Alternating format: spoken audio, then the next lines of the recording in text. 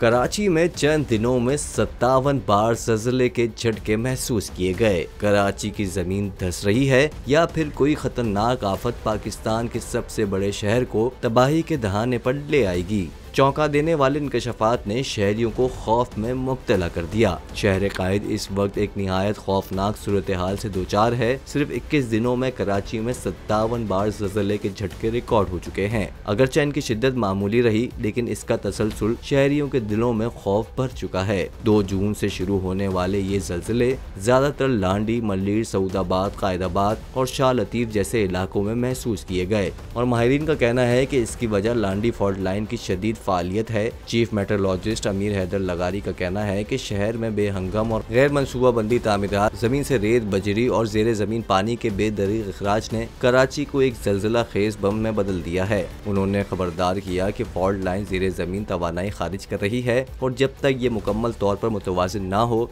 ज़लज़लों का ये सिलसिला जारी रह सकता है। इससे भी खौफनाक इंकशाफ नॉर्निंग टेक्नोलॉजी यूनिवर्सिटी सिंगापुर के माहिरीन का है, जिनके मुताबिक 2014 से 2020 के दौरान कराची के इलाके 17.7 सेंटीमीटर तक जमीन में धंस चुके हैं। ये अमल अगर ना रुका तो कई इलाके मुकम्मल तौर पर जमीन बोस हो सकते हैं। इन इंकशाफात के बाद कराची में खौफ की लहर छा चुकी है।